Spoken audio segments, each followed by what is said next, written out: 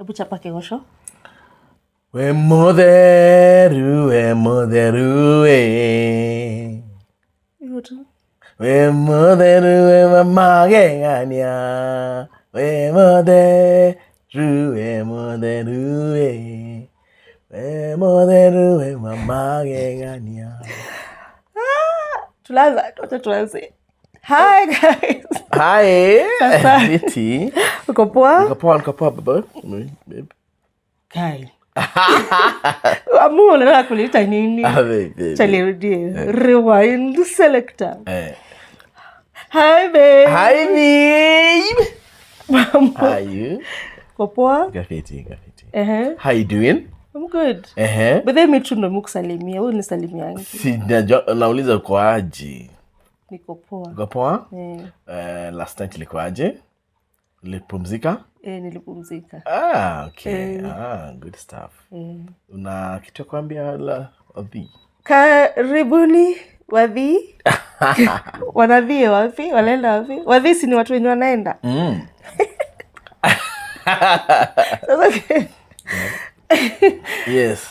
Ati wadhi? Mbogi. Mbogi ya the Rukenya'S. Ati mbogi? Hasa kimonyoski ya Rukenya'S. Kimonyoski ni what now? Hey, okay, sasa we're back. Unakumbuka when we were finishing the last podcast, last weeks? Yeah.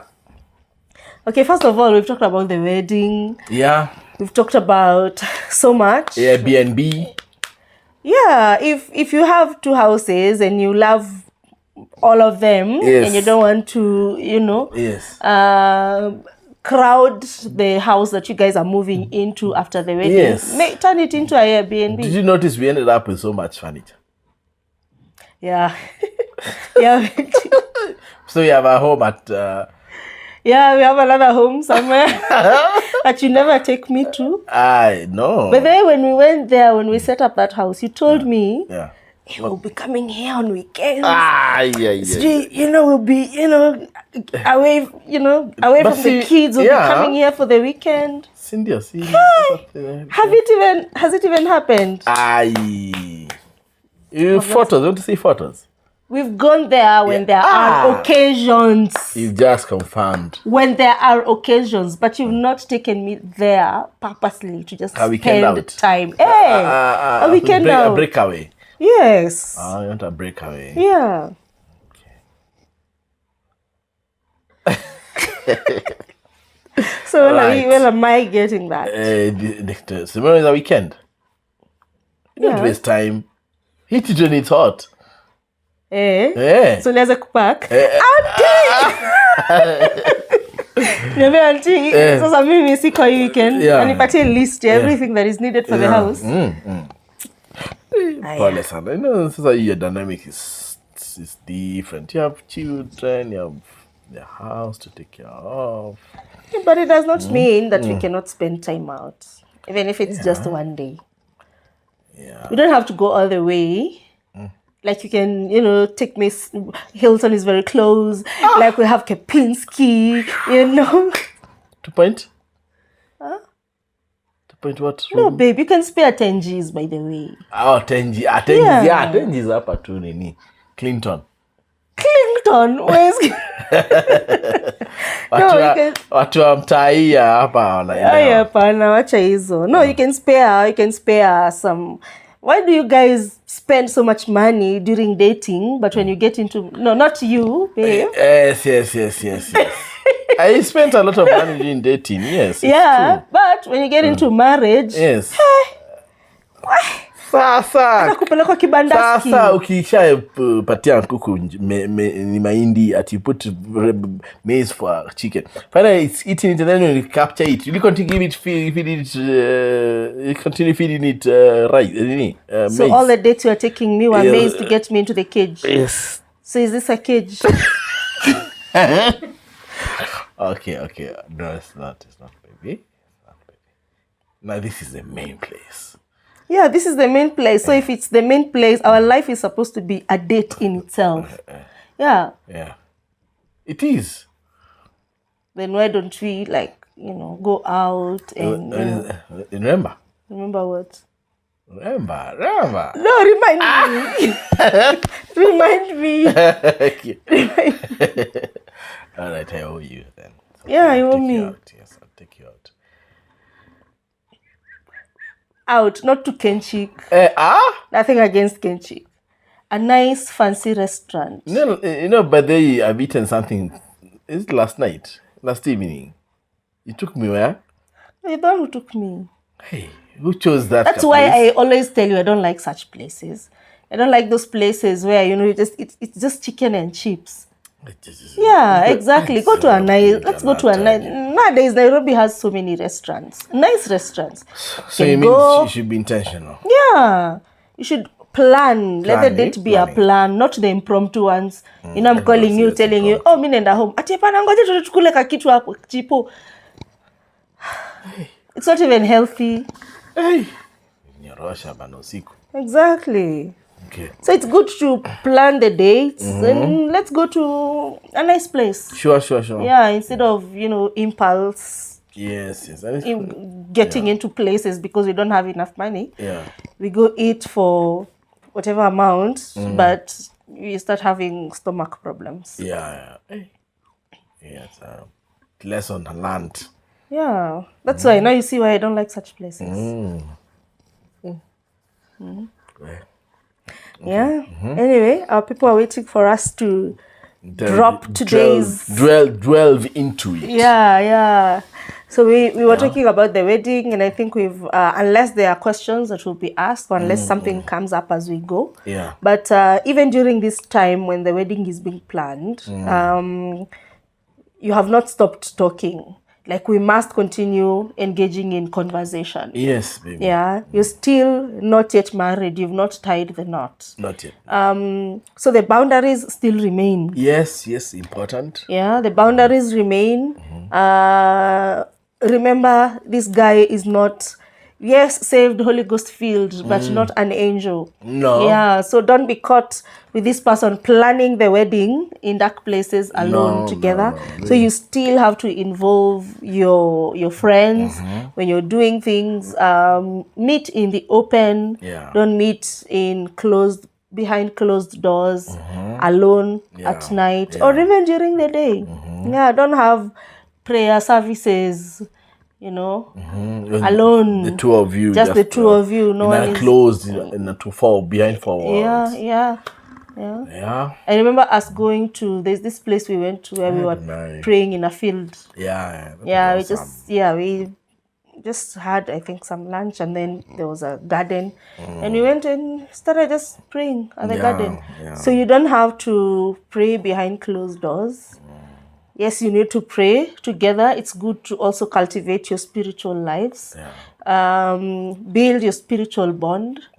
Alone also, but in places that you guys are safe. Yeah. You can involve your team. Involve the team, the bridal party. Yes. Or the men's groom. Yeah. Groomsmen. Let them, allow them to be involved in this moment of you guys doing prayers, spiritual nourishment, yes. Yeah. So that you don't find yourself that compromising position. Yeah, true.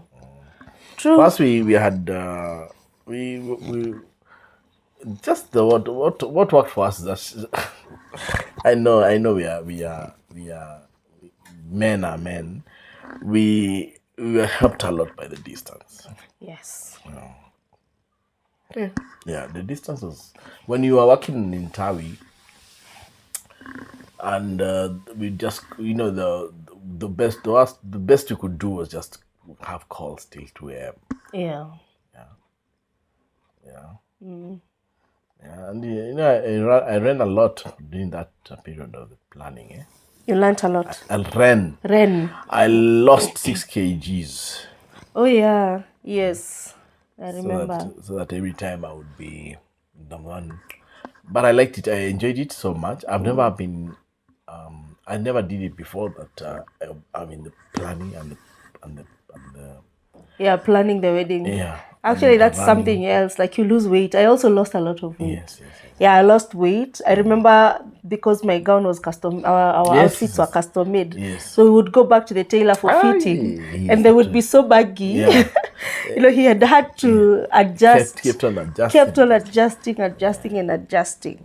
So yeah, that was something else also. So part of the conversation that we would have even during as we were planning the wedding, like we did not entirely immerse ourselves in the wedding plans. We still remembered to have a relationship. Yes, because you can get lost in the wedding plans. Yes. That you forget you're actually in a relationship. Yes, they're still learning the other person. Yes. You need to know what their stand on various issues. Yeah. Yes. Yeah. Yeah. Now that we are talking about marriage, now that you know, that's where you're going to. Yeah. Now that we're going to say I do on the 7th or whatever date it is that you've chosen. Are we in it with a plan B? What's that thing that would cause us to separate? Yes, you have to talk about them. Yeah, yes. talk about them. What if I happen to flirt with my neighbor? Yeah. What if red flags? Yes. Yeah, you happen to, have an unhealthy relationship with or an encounter with a colleague. A colleague in the process of doing the. Oh yes, it's true. During that time when you're planning the wedding or after you've gotten married. So don't think. It's worse when you've already entered into marriage. Yes. That's when it's crazy. The other one you can mitigate. You can work through. You can work, and mostly how it works just even if that's the breakup. When you marry, you can't break up. True. It's better a broken engagement. Yeah. It's better. Yeah. A cancelled wedding. Yes. Than a broken marriage. Yeah. And children who grow up without parents, yes, in broken marriages.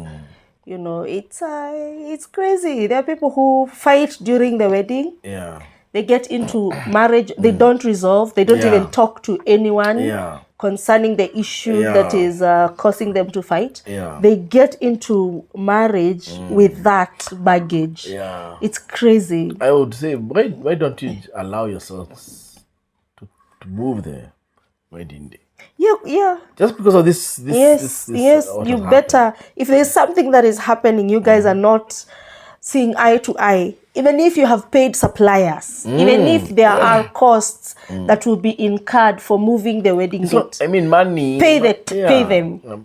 Yeah. Money. You can't compare the two. Money versus marriage. Yes, you cannot. Yeah, because we do it because of money, and you enter into that marriage, and this was a big issue, and you didn't handle it. Yes. Yeah. True. So surprise, you'll enter and you'll have a good honeymoon and all that, thinking that this will work. You worked it out, but be surprised you've not worked it out. No, you've not worked it out. You'll find it will come back now a monster. Yes, true. Because this is the same person. Your brain is still the same. Brain, nothing has changed. So your brain still has registered what happened, and if you have not dealt with it, that's trauma in the brain. Yes, it is trauma, and it's going to change how you see your partner. Yes. Your spouse. It's going to change how you see them, and so it is very, very important. If there are issues that you're going through during the wedding plans, address them. Yeah. Rush very quickly to your pastor. Someone was calling it how the reactions, to how do you, there's some topics, he said it's better when they are proactive, more than reactive. So when it's proactive is when you decide, let's talk about this issue. We're going into marriage. Let's talk about money. Let's talk about finances. Let's talk about you cheating. Let's talk about all these things. Should be they should be they should be proactive. Allow you to talk about it. So if it happens, you not say it will not be like now. It has happened and now you're reacting. Yes. And now because you're reacting, you don't know what are the steps to get you out of it. Yeah. But if you did it proactively, you'll have known this is what we talked about. Yeah. Now let's see, can we work it out? How we are talked about it. And you're not talking about these issues because you want them to happen. No. Very good question. Very good point. Yeah, it's not that they will actually, this person will cheat. No, you're not talking about them because it's definitely going to happen. Just talk about them so that you get them out of the way. Yes. Just get them out of the way. And we're in a fallen world. Yeah. We live in a fallen world. Yes. Yeah, we are Christians, born again, regenerate men.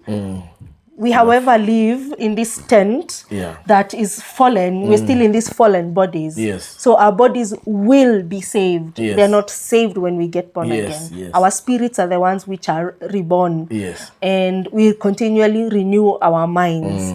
And so the soul is dealt with by renewing our minds. But this body, this flesh, no. It has, only when it has its own patterns. So don't assume that your spouse is a saint, that he's not going to turn when they see a beautiful lady. And what if this beautiful lady is in the office and he's seeing her every day? What if this lady, now your wife, is working with this very handsome guy? Generous, gentle, and he's all this, and she, has an eye for him. Yes. What about that? How do you deal with attraction? It does not mean, like I've seen couples who are very, open in their marriage, and they talk. They say, someone is flirting with me. I actually think that lady is very beautiful. Yes. Yeah, she's beautiful. I cannot start demanding you to think that I am the most beautiful lady in the world. I'm not. There are other beautiful women that you can look at and turn. And there are guys, like I can see and go like, wow. I can turn and look at them. But I'm not following them. I'm not. It's not like I'm going to give my number. You're not now putting action towards it. You're not pursuing. You say you appreciate and move on. And you move on. Have an eye for your wife and let her have an eye for you. They should see others, but don't make. Don't invest in what you have seen. Turn to your wife. Just turn. Because remember, you made a decision, you made a vow. And these vows are the ones that are guard your marriage. Guard the decisions that you make. They help you when you see that guy. And I see that guy, I'm like, I'm married and I made a vow to my husband that he's the only one that I would desire and not anyone else. So these things will come. They will come. But what do you do with them? The Bible talks about it. Like sin is, at the door knocking. But are you going to open the door? You have to will you open it? That's a question. Will you open it? So you have to talk about these things just because we're in a fallen world. So you ask your... You master it. You have to master the sin. Yes. So what do you think about polygamy? Such... even I was thinking, we were talking about that.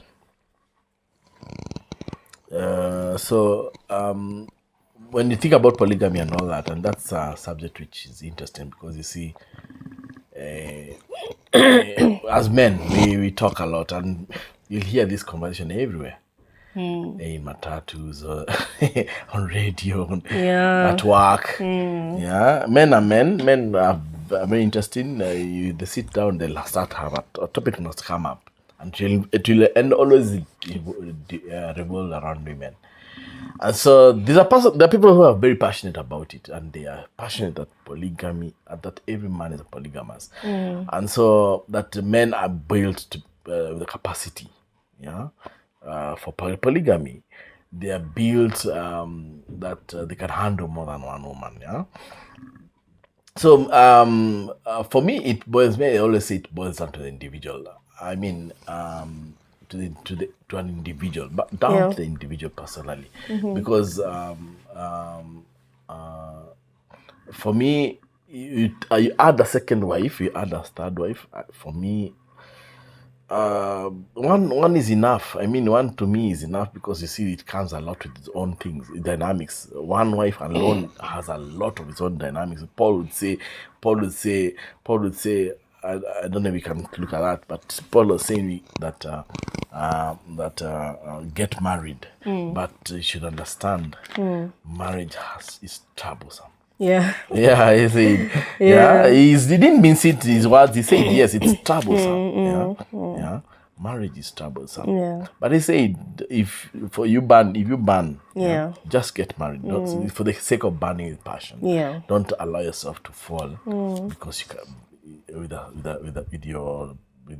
But he says fall with your virgin. Yeah. Marry her. Yeah, marry her. Don't allow yourself to fall because of banning. So, if this is what he says, that for him, he says he'd rather stay without getting married. Yeah. Because you get into marriage, it has its troublesome. Yes. It is troublesome. So, why do you want to put times 3 trouble? A third trouble and a second trouble and a what trouble? I mean, it's too much. It's too much. How our parents did it, it's understood for nowadays. Me, I have no idea, but I cannot do it.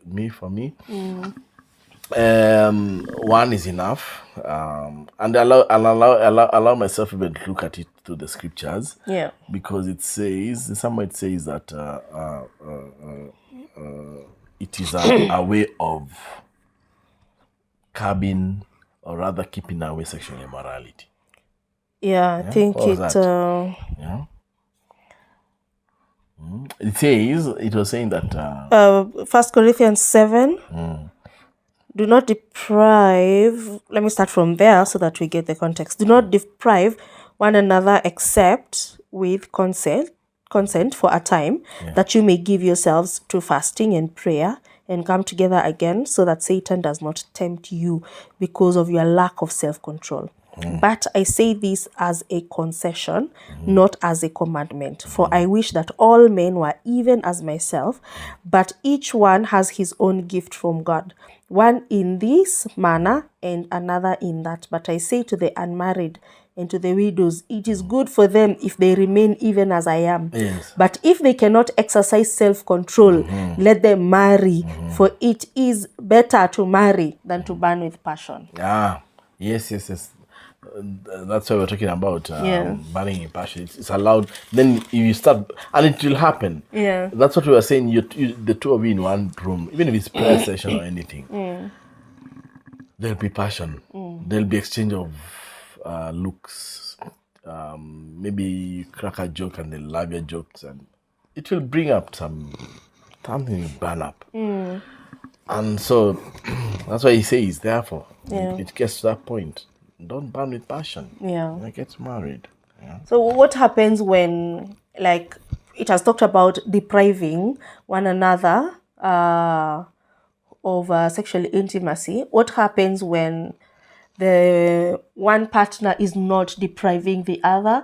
They are purely submitting, but the other partner is still going outside and seeking the same from other people. Yeah. Just open again. Look for that place that says for sexual immorality. Yeah? Let me see.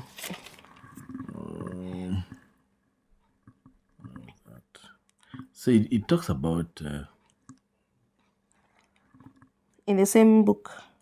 It should have been the same book.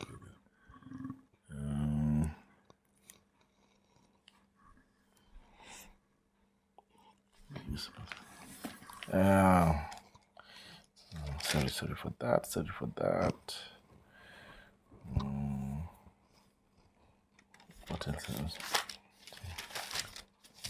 Timothy says about. Timothy was talking about deacons, yeah.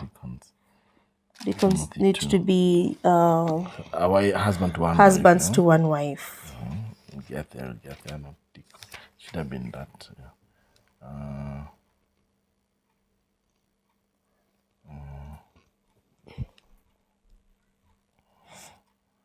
Where was that? I had it. What does it say? It just says that for lack of that have one wife. 1 Corinthians 7:2. It was at the beginning. No, not for sexual. There this verse 2. Nevertheless, because of sexual immorality, let each man have his own wife. Yeah. So read from verse 1. Now concerning the things of which you wrote to me, it is good for a man not to touch a woman. Yeah. Okay. So this is touching a woman arouses. It flames up. So you arouse love where it's not supposed to be aroused. Yeah. He had mentioned that somewhere earlier that do not arouse love before it so desires. Yeah. So here he says, now concerning the things of which you wrote to me, there's something he had wrote earlier on. He had written about I can see kingdom of God, fornicators, idolaters, all that, homosexuals, sodomites, their bodies being the members of Christ. Of Christ, yeah. Shall I take the member of Christ and make them members of a harlot? Certainly not. Now it says, now concerning the things which you wrote to me, it is good. Then it says in full colon, it is good for a man not to touch a woman. Then he says, nevertheless, because of sexual immorality, let each man have his own wife. So his own. Yeah. And let each woman have her own husband. Wife, not wives. Not wives. So just one wife. A woman have his own husband. Yeah. A man have his own wife. Wife, not wives. But what else would happen if we share many wives? It'll be immoral. Yeah. Why would you not think of a third one and a fourth one? Why would you not look at another lady who's passing by and think, hey, that could make a better one? Yeah, because immorality, I mean, your passion is flared all over. It's too high. The level is too high. Who can quench it? Yeah? So you always think in the next who will you court next? Who will you be with next? Who will you be with next? That will be only what you've been thinking about. Because even the three ones you have at home, you think about that direction. Who do I want to be with tonight? Who's better than the other? It's morality. You think in that direction. Who do I want? Of the three, who do you feel better with? There's definitely one that is preferred more than the other. Yeah. So you'll be led by the immorality part more than the duty. That you know, this is my wife. I need to be with them. Yeah. Now you'd be thinking who was the best one, who did it better than the other last time. You see, you'll be led by morality. That's what you'd be led with. Yeah. And also to remember that, marriage is a picture of Christ and the church. So how does Christ relate with his body? With the body, which is the church. So does this marriage or depict that which Christ wants it to? Does it really? Yeah, does it? If not, if it does not, then it means there's something wrong somewhere. We're the bride of Christ. Yeah, we are the bride of Christ. He has no brides. No, it's one bride. Yeah. It is one bride. He himself was wise enough to know that. Yes. Yes. That is his formation. Yeah. Definitely, we follow through. We follow how Christ does. Yeah. Yes, Christians, so we follow Christ. Yes, that's our call. We follow Christ. He's the one who models for us how to live lives and also how to do marriage. Yeah. And then remember last time we were talking about the first mention and all that. The first mention, even though we went, we started about the first mention when we saw how Cain's son, that was in Genesis, Genesis 4. Yeah. Genesis 4. Sorry. 19. That was the first mention where there are two wives. Two wives. Okay. Then it says, then Lamech took for himself two wives. The name of one was Ada, and the name of the second was Zillah. And that's what we were talking about last time, that I had listened to some of those given exposition, and he talked about the namings. That this name Zillah, the second wife was Zillah. Zillah in Hebrew, it means the hated one. All right. So in that context, you go now to where now the law was given about Exodus 21, verse 10. It says, if he takes another wife, okay, He shall not diminish her food, her clothing, and her marriage rights. So he has God has something to say about this second wife who's hated. Yeah. Yeah, this actually is the first wife who's normally hated. You love the second Yeah, wife. because you've gone for the second one because you feel like the first one is not So giving you enough of everything that you want. Exactly. So he says, and if he does not, so it says, and if he has betrothed her to his son, he shall not deal with her according to the custom of her daughter or the daughters. If he takes another wife, verse 10, he shall not diminish her food, her clothing, and her marriage rights. Yeah. Then he says, if it does not do these three, those rights for her, then she shall go out free without paying money. Yeah, she's right fully to walk away. To walk away without being asked, Rudisha. Sure.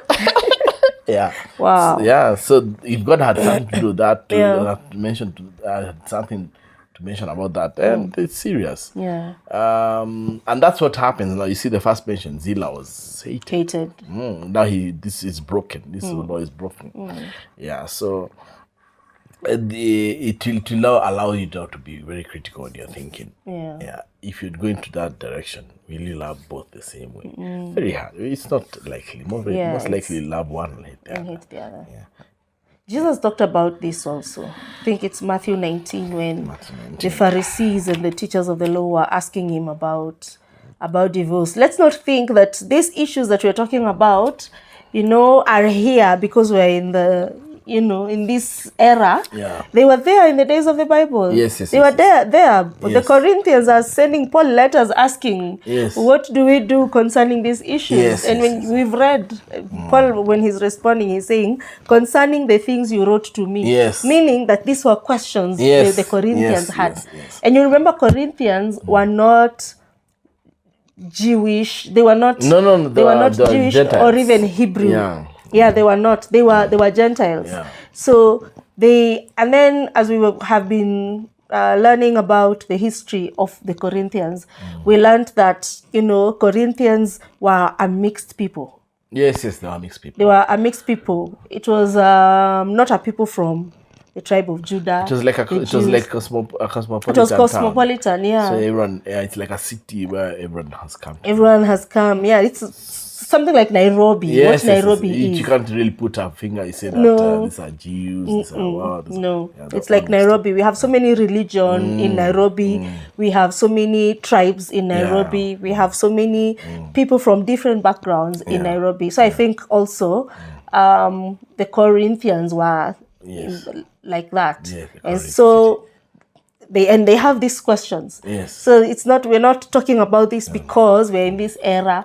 It's a human thing. It's a human nature thing. True. Yeah, it's a human nature thing. Man will be drawn to want to sin against God. Man will be not the gender, but a human being. The human being will be drawn to do things that are contrary to what God has asked them to do. True. So what did Jesus say? Jesus was talking about divorce. So that was these Pharisees came to him and not asking about divorse. Yeah, they were asking. Is it right to write? Moses actually came quoting to Jesus about Moses. They had Moses as their father, and they quoted Moses all the time. You know that a Jew, there's some people. If you happen to mention some few people, some names, they will either turn and be attentive. Talk about, you mention Abraham, you've hit the nail on the head. You mention Moses, you've hit the nail on the head. So they know they have patriarchs who are really revered. And that's why they have a problem with before now they come to warm up to Christ as the Messiah. Yeah, because Christ it's like to them, he was abolishing what Moses was all about. Yeah, true. So they have a problem with that because of that direction. So, but if now if you happen to mention to them Moses, now you're trending on a thin line. And that's why they came to Jesus with that same approach. Moses said. So they were asking him, Moses said you can't give divorce. It was so interesting. The laws were so interesting that even you can give a divorce if this tea is cold and you're giving me the cold tea, I can write you a divorce.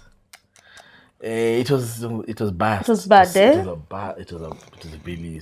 And the thing that Jesus said there, even as you read, he was talking about the hardness of the heart of people. Yes. That Moses wrote these things because of the hardness of their hearts. Because it was not even. It was not so in the beginning. So this is not the plan of God. And so even as you're looking at infidelity, looking at sins that are committed against the body, because anything that I do against that.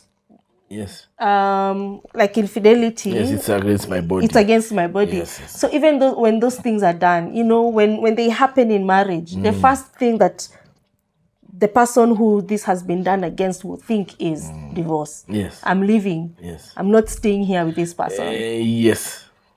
Man. Yeah. Divorce, it's like the everyday thing in marriage. It's like it's an option. It's always there or left to be. It's like how you live. You live.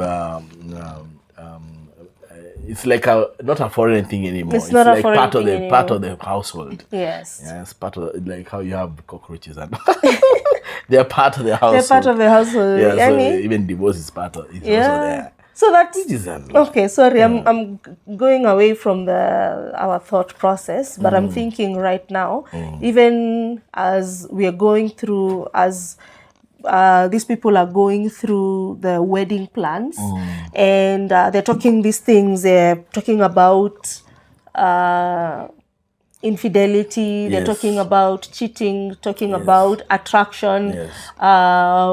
With other people or being attracted to other people, and they are now talking about divorce.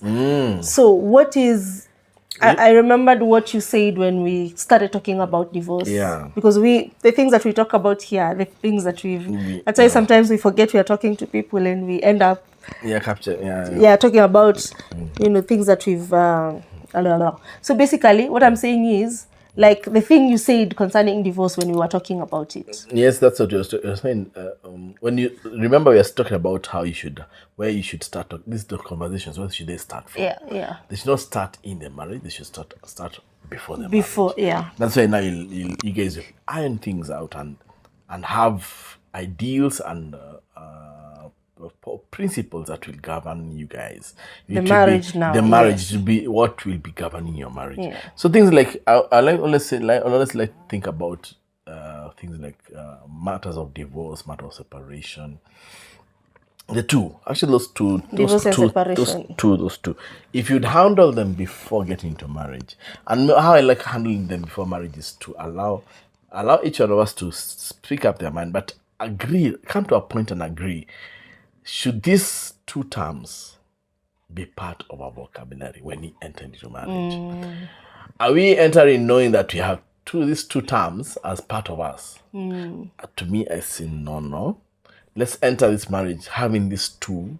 We leave them outside the marriage. Let them leave them while we talked about them. Let them stay there. Separation and divorce. To me, there are vocabularies that you keep away. Don't allow that vocabulary to be part of your vocabulary. Yeah, so that at least it gives you intentionality. It allows you to therefore handle issues with the thought that this matter must be resolved. Yes, it must be ironed out properly and resolved. Yes, not having ikifika hapa sasa, the other thing would be mimi nenda. Mimi sikai no goes. No, don't allow that. Iron things completely. If it takes about you guys, if it goes about that you guys have to put a pause. It's a heated environment.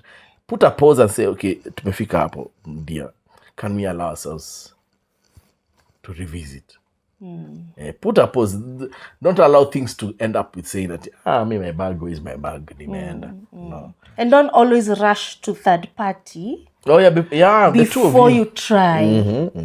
Yeah, before you try. Because not everybody is for the marriage. No.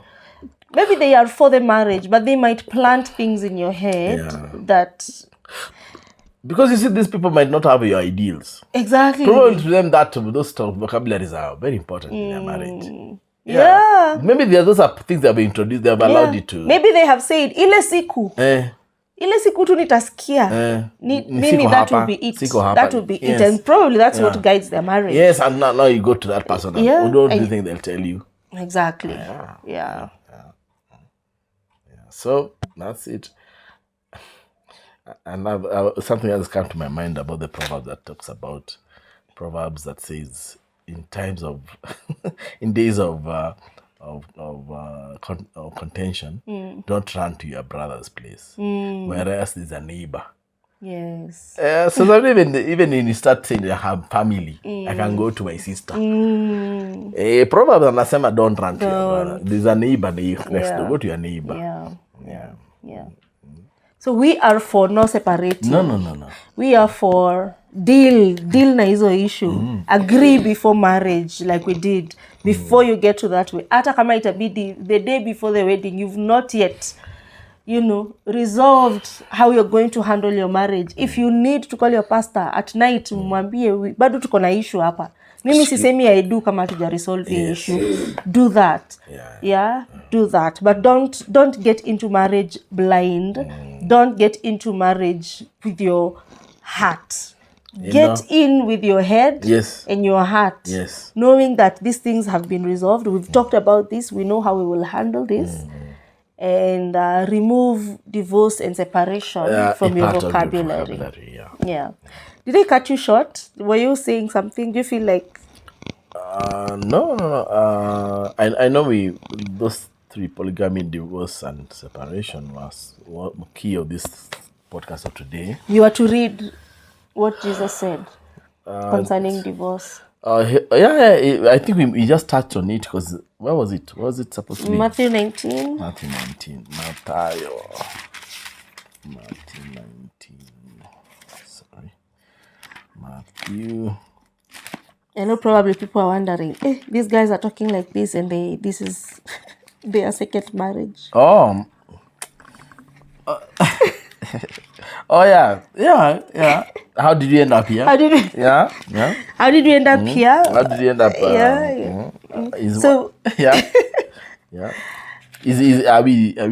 Are we actually talking? Immune? Are we immune? But what? I like it. I like it when you answer that question because you see, you are divorced. So what has changed? You see, that should be the question. What has changed? It allowed itself to end up there, or rather, the process you ended up divorcing. But is it an ideal? Does it therefore allow for us to meet? And now we have a platform here where we can help others. I believe, baby, we're not immune. So that shows we're not immune. Number two, we cannot intimidate because we already experience it ourselves. We cannot intimidate others who might think, get there one day. That's what you tell us. We've been there. We've been there. We've been there. So it's not. We are in a position where we can have an authority to say something. If we have an audience, equal audience, who want to hear what we have gone through, and this is what we are talking about now. An equal audience in terms of they're going through what we have gone through. Somebody there is a divorced lady, a divorced man. I remember when the scriptures is so intense. It's so intense in that it talks about, it handles every point of whatever you go through. Even a divorced person. It says, was it in Corinthians as well? Well, it says as well that if a wife separates from the husband, they too should not remarry. They can do it but not remarry, unless if they have to remarry, they reconcile with the husband. So then that would be also a parameter to think about. So what would inform your decisions or your policy, what your principles are. So we are heated. We're having an attraction with this lady. She's a divorced lady. Allow them therefore to know the scriptures So did I tell you one day that you want to get married? Have you thought of your Yes. your Ex. ex? Because the scriptures text asks you to remarry. Yes. You actually asked, what if he comes and says, I want my wife back? And I remember, I don't know if we touched on that, my biasness. I talked about my biasness. We did, yes, and how it was a very important role. Yeah. Why I had to choose. My intention was not to take a lady with children. Yeah. I was biased because I knew my previous marriage, my late wife, had separated. We had separated, but every time I kept on wanting my house back. I didn't move on. I 5 years. I didn't move on. My intention was I want to go back to my family, and one day I walked in and I went back, but didn't go the right way. I didn't manage. I was thrown out, to lack of other words, and so that was what was informing me. Even by the time she was passing on, she knew my stand. She knew my stand that I am not for divorce. Even the entire time you guys had separated, you still had your ring on. Yeah, I still had my ring on. I remember friends, men would ask me what's going on. What I see you still having your ring. I'll tell them, I mean, I still want my home. I'm working through my finances because that was one of the major things. I need my home back. And so that, with that in mind, when we come in to meet you, I had to be, before prior to meeting you, I was deeply in prayer. The Lord had led me into prayer. Because I asked him, I'd asked him, now my wife has passed on, give me a house, give me a family. And I went into prayer. He asked me to, I was given instructions to go into prayer and the hours and all that. And what kind of prayer? And I remember the prayer was that only in pray in the Spirit. Yeah, I prayed in the Spirit for 1 full year without fail every night. And until the one day, a word dropped into my heart, and that's when I heard the word that God is jealous of the womb that I will marry. Not for me to translate that, I didn't know how to translate it. I thought he's saying, the womb that I'll marry, probably, I was asking, do I get a child? What do you mean, a womb jealous of the womb? Do you mean I'll get somebody who's not been married before? I couldn't put my finger around it, but that was the word that came to me. And I remember how I with turning of times and how I met as your sister, and she asked me to come to your house, and you wanted to sell the house, the plot, and that's how I met you. Yeah. And I remember that same day is when I met Joy and Jay. Yeah. Yeah. Jay, especially Joy. Joy was so amazing. She was very prophetic. In her, she asked me, can I sing for you a song? I'm a visitor in the house, just a visitor the first day. She's seen me the first time, but she asked me, can I sing for a song for you? And she started singing, but I thought I couldn't tell what song she was singing. I thought it was something it's your thing, the two of you, the family, you and her and you guys. And so I was waiting for you to join into the song, but you're not joining into the song. Then as I'm listening to her, I'm saying, whoa, she's composing a song. She's actually composing a song as she sings. Yeah. And she's speaking prophetically. And then that's when the Lord dropped into my heart. The jealousy of the womb is that this is the fruit of the womb that he's going to introduce me to. The fruit of that womb. And that's how I fell in love with the children. Before me? Yeah, no, of course. I remember when I saw you, because of your sister, I asked you to come and we talked in the sitting room. I was amazed at your beauty, and I was impressed. Yeah, I was impressed, and I was like, oh, okay.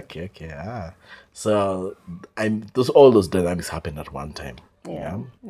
Yeah, so that now the Lord allowed me to work with some men. I remember the podcast we talked about the men. Yeah, we did talk about it. The five wise men. Yes, 5 or 3? Three wise men. Yeah, who talked to me candidly about now the decision I had to make. Yeah, and I was comforted, and I was okay.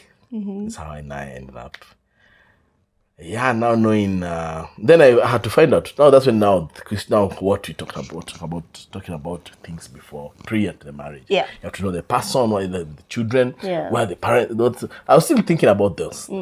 This Joy and Jay, where is your dad? What is happening in that dynamics? Is he like me and wants his house back? Yeah. Yeah, until now I had to hear from you. Yeah. So that one, I think when you're of the Spirit, the Bible says a person who's led of the Spirit, you can never know them. The wind blows from whichever direction. Yeah. They're like the wind, they're blown from every direction. Today, you may not put a finger on them. And that's why it says we cannot be judged, but we can judge all things. Yeah, true. You can judge, but you cannot be judged, but we can judge all things. Because if you're led of the Spirit, nobody can tell you, nobody can say of you that you'll behave this way. That this is exactly what a man led of the Spirit looks like. Because the Spirit is dynamic. Yeah, true. You cannot manipulate events you cannot. to fit whatever it is that you want to the outcome to look like. Yeah. Awesome. So should we do this next Friday? Yes, please. We continue talking about. We'll start with Matthew 19, and talk about what Jesus said concerning divorce. It's important to go back there, and probably we'll touch on like what you have just done. Talked about how it happened from your end. I'll talk about my separation that led to the divorce, so that even as the people who are getting into marriage afresh are aware that you're getting married, it does not mean that these things are not going to come. Yeah. These things will come. We don't know what the future holds. Yeah, we don't know what the future holds. These things are bound to come. Probably not cheating, not separation. Maybe, you never know. Life can throw anything at you. It throws desertion. Desertion. What about desertion? What if you get a job and you go work abroad for a year or so, and you don't talk to us anymore for 2, 3, 4 years? Those things are reality. Those things are a reality. So you're pushed hard pressed because of money, and then this job opportunity imetokea. Umeenda abroad. And then now on TikTok, you're getting married to somebody else. What do I do? These things. I mean, as I said, we live in a fallen world. Yes. We are in fallen bodies. So, I mean, if we don't think critically and if we don't address these issues before we get into marriage, then even no matter what, to separate. Exactly. Because when these things come, they hit you and you don't know what to do. It's also saying you react. You react. You start reacting. And that's reacting, not just about separation, divorce and marriage and all that. Reacting to money matters. Matters. Sickness. Children. Children. Oh, children. My goodness. You start reacting. And well-meaning people. Good-hearted. True. But when they enter into there, now they start getting... These are realities. When you talk about those much, it's because we are a blended family. I think we'll manage to help some blending with our families. Because you see, children, if you don't handle that as a proactive. Before you get into marriage, how do you discipline the children? How do you? It's a lot. So let's end here because I think we've done a good amount of time, and then we'll come back next Friday and continue on. And I know that the Spirit is leading us, and we usually don't rehearse what we're coming to talk. We just have thoughts around whatever it is that we will talk about, but we allow also the Holy Spirit to lead us so that we can help the people who are watching. So we consider this as ministry, and we know that it is a blessing to people. It is. Amen. It is. You're also blessed. I feel blessed when you're doing this. It even allows us to build on what we've already built and build more on it. It allows us to be stronger. I love it when you do this, baby. I know this was your ministry. And I feel part of it, and I appreciate that I'm allowing myself to really feel part of it and even just belong. Thank you for allowing us to do this to our love people. You are welcome, and thank you also for coming in and for taking this on. I know at the beginning it was like, Okay, but when we understood the assignment for our marriage, then it made things easier. Yeah. Made things easier. Not that there are no battles, there are battles, but we are conquering. We are more than conquerors. Yeah. So thank you everyone for watching. Yeah, see you guys. See you on Friday. Bye. Bye. All right. Hiyo Corinthians imekataa kusomeka. Ni Corinthians ama ni Matthew? Matthew. Lakini sio no, Corinthians tumesoma. Okay. Corinthians tumesoma hiyo part nini ya immorality and one wife. Nini hatujasoma? Matthew ndio we thought Matthew itengia kama na akonge about polygamy. Talked about divorce. It talked about, yes. But the way they handled it, they came to that position. Huyu akakufa, bwana akamoa. Huyu akakufa, bwana akamoa. Bwana akakufa, bwana atakuwa bibi ya nani? Thank God there's no marriage in heaven. The only marriage yenye tunangoja ni ya Yesu. Yes, alisema, there's nothing like marriage in heaven. Atakuwa bibi ya mtu. What? Can you imagine, like when a person becomes an adult from the age of teenagehood? Do you know there are teens at 14, they start engaging in sexual activity? Yes. Yeah, at that age. So imagine if the Bible says that anyone you encounter, you have intimacy with, automatically becomes your husband or your wife. Imagine kwanza uko ukiwa teenager, uko na wives wangapi? Yeah, uko na husbands wangapi? It would be crazy. Yeah.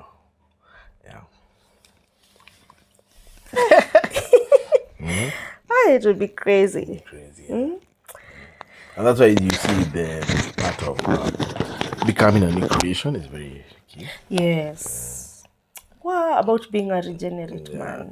New creation, that you are a person who never existed. Yes. All that is past. All that imepotea is not even mentioned in heaven before you. Yeah, true. Hautaonekana heaven waambiwa ati ndio life yako ilianzia hapa. Ati how we used to be told utakiwa TV hapo. Uone dhambi zako zote kwa hiyo TV.